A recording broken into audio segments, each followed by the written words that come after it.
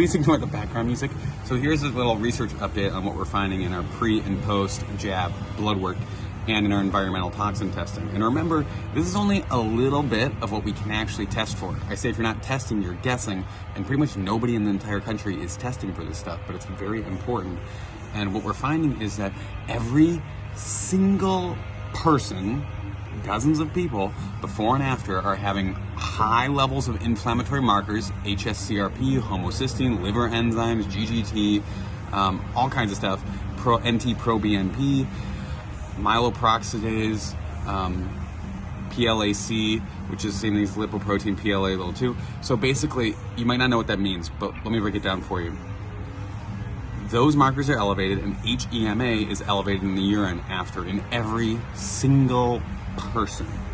And what this means is that everybody is basically having inflammatory changes and or heart stress or plaque risk, heart pumping stress or plaque risk after they're getting the vaccine, the COVID vaccines. And everybody's peeing out HEMA. So the good news is you're peeing out carcinogens. The bad news is you're peeing out carcinogens.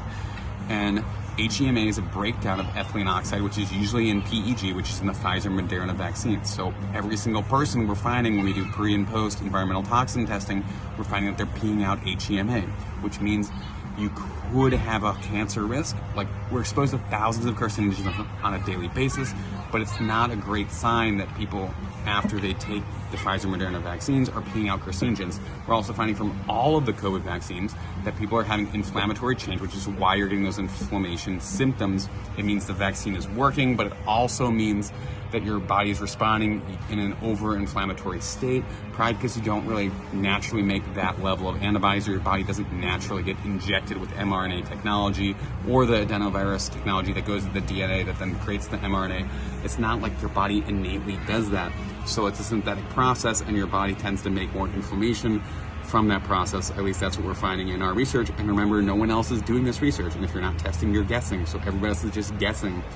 And we're just guessing what that means long term. We don't really know what it means long term, because that level of plaque, that level of inflammation usually lasts for a couple of weeks to about a month or so in the blood work. But we don't know if that's going to create plaques or clots that will then break off and cause problems later on down the road. That's probably why the heart inflammation is happening. But just remember, the biggest lie in healthcare is just because you have symptoms means you're healthy, or the lack of symptoms means you're fine.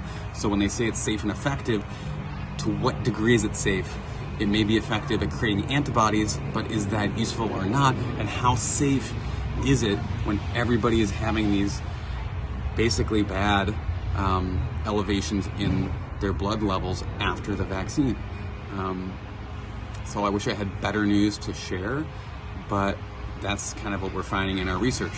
And it doesn't really bode well for people. It means, like, some people can handle, I think, that level of inflammation and heart stress, but some people it's like, twice as high as normal, which is still quite high.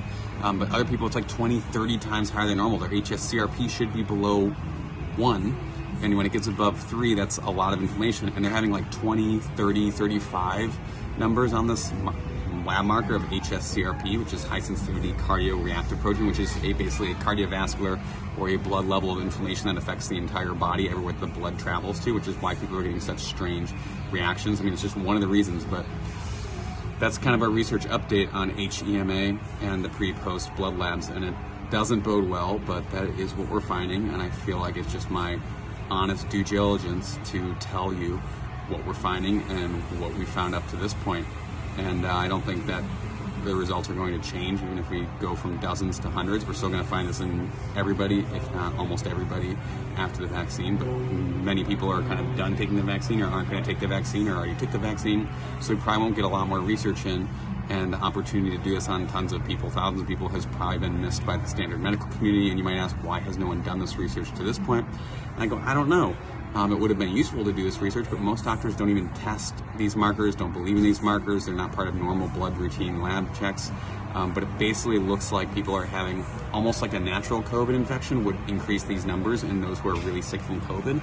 That's basically what we're finding from the vaccine, is they're having like a mini COVID-like blood reactions, but many people are having it to the extreme.